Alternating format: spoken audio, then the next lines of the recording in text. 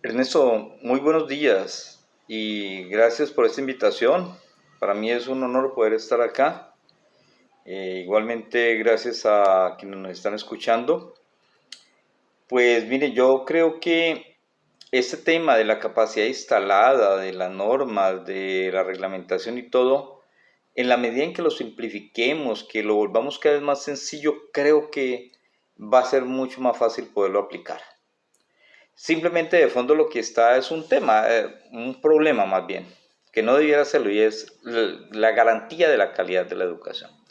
El artículo 43 de la ley 1098 de 2006, ley de infancia y adolescencia, dice obligación ética fundamental. Le corresponde a la institución educativa pública y privada garantizar todo el bienestar posible a los estudiantes, todo. Por eso, a partir de esa norma es que uno se cuestiona hasta dónde, por ejemplo, lo de la inclusión sin las garantías para los niños como tal. ¿Por qué el hacinamiento? Miren una cosa, no sé, no quiero desviarme del tema, pero hay que tener mucho cuidado con la propuesta que se está haciendo ahorita de la reforma al estatuto docente, porque la propuesta de FECODE está nuevamente planteando el pago a los rectores a partir del número de estudiantes, lo cual me parece que eso es un error grave porque es volvernos a revivir allá el 1850 del 2002 y el 3020 del 2002, sobre todo el 3020, para ver cómo hacinamos más estudiantes motivando a los rectores para que hacinen. Cuando no es por ese lado. Permítame como de pronto hacer algunos comentarios aquí al respecto. Uno de esos es, bueno, vamos sí o no a definir nosotros a nivel de la institución en uso de la autonomía institucional. ¿Cuántos estudiantes podemos realmente atender? ¿Cuál es el criterio para hacerlo? Primero, ¿cuál es la decisión? ¿Lo queremos hacer sí o no? Porque el problema es ese.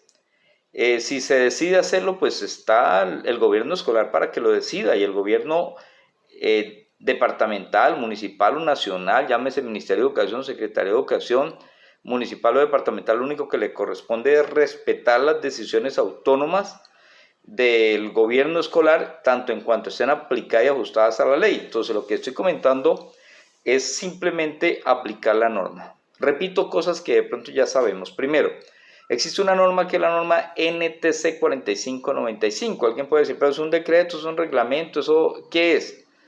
Esa norma técnica colombiana surge como respuesta a un hallazgo que le hace la Contraloría General de la Nación en los años 90 al Ministerio de Educación, con base en un estudio de deserción o abandono escolar que se hace en esa época, estudio que lo hace la Fundación FES, que lo hace la Contraloría General, y se demuestra el detrimento patrimonial tan grande que hay es decir, casi que es mayor el número de estudiantes que se van de la escuela que los mismos que se matriculan.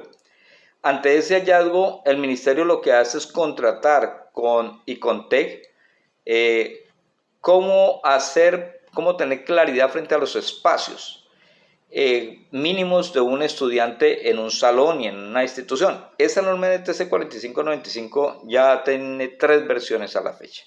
La primera del año 99, la segunda del 2015 y ahorita la tercera del 18 de marzo del 2020, es decir, en estos días cumple 3 años.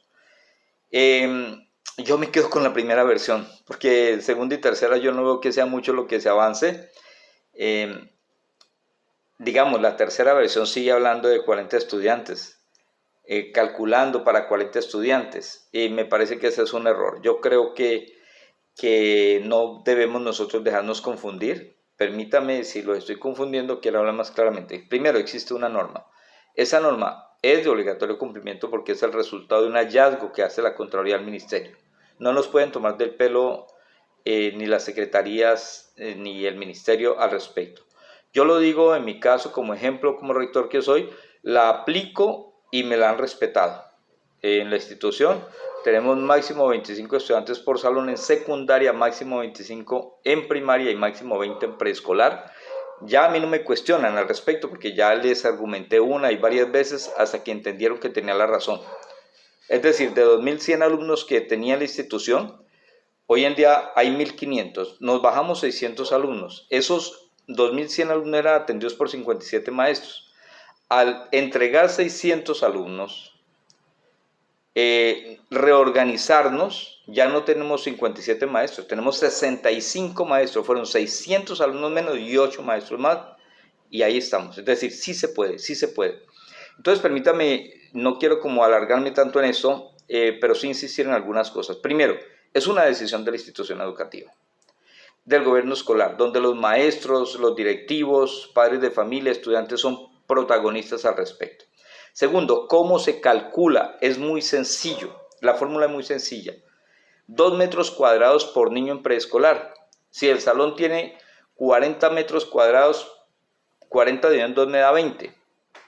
Así es sencillo. Para primaria y para preescolar, para primaria y secundaria, la norma dice que de 1,65 a 1,80. Entonces uno coge el área del salón y divide 1,65 a 1,80. No me quiero enredar en eso, basta con que hagamos eso, hagamos el ejercicio y miramos cuántos estudiantes caben. Que es que el salón es un potrero y le caben 48, a pesar de que vivimos en 1,80 o en 1,65. Ya es política la institución cuántos máximos. De pronto en salones de mi institución caben mucho más de 25, pero fue una decisión del consejo directivo de no atender más de 25 en secundaria, ni más de 25 en primaria, ni más de 20 en preescolar. Punto. Eso ya está acordado y todo. Entonces que lo acuerden ustedes allí. Ahora lo otro, y en esta fórmula espero no enredarlos. La norma NTC 4595 en sus diferentes versiones tiene una información que no podemos desconocer. Y es que cuando uno se hace en un ángulo menor de 30 grados en diagonal al tablero, uno no alcanza a ver. La visión mínima es a partir de 30 grados desde el otro extremo del tablero. ¿Cómo yo organizo al primer estudiante de la fila derecha o de la fila izquierda?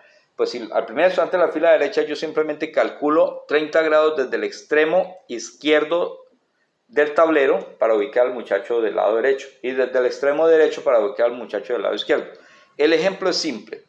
Si yo tengo un salón de 6 metros de ancho y el tablero me mide 2 metros de ancho y supongamos que lo tengo central, los tableros son más grandes, pero déjenme poner el ejemplo con 2 metros y lo tengo en el centro, quiere decir que yo ya tengo un dato y es que tengo dos datos. Primero, el ángulo de 30 grados mínimo.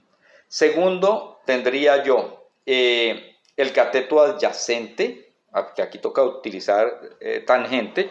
El cateto adyacente es la suma del tablero más la otra mitad de la pared, o sea, serían 2 metros más 2 metros serían 4, en un supuesto de que el salón me mida 6 y que esté dividido más o menos 2 el tablero, 2 al lado derecho, 2 al lado izquierdo. Entonces yo cojo estos 4 metros, el ángulo de 30 grados, ¿dónde ubico yo al primer estudiante?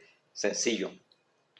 Aplico tangente y la tangente es muy clara. El cateto opuesto sobre el cateto adyacente, ángulo tangente de 30 grados es igual a 0,568, creo que es. Se puede hacer ahí. Y simplemente a mí me va a dar que en un salón de 6 metros de ancho, el primer estudiante debe estar a 2,3 metros para que pueda ver el tablero. No sé si me equivoco, no sé si estoy explicando bien. Es una fórmula sencilla, un ejercicio que se puede hacer inclusive con los estudiantes. Calcule la tangente de 30 grados con este dato que es el cateto adyacente. ¿Cuánto es el cateto opuesto? Pues ahí le va a dar 2,3. A partir de 2,3 para atrás es que usted divide el 1,65. Pero es que quedando así me quedan solamente 18 estudiantes por salón y tenemos 40. Pues bueno, sentémonos y negociemos, Secretaría de Educación. No sé si esto es claro. Discúlpeme, Ernesto. Yo con todo gusto le hago llegar a usted para que le haga llegar a los demás esto en diapositivas de la forma más clara posible para que puedan hacer los ejercicios prácticos allí. Esto si yo lo he podido hacer, yo creo que lo podemos hacer.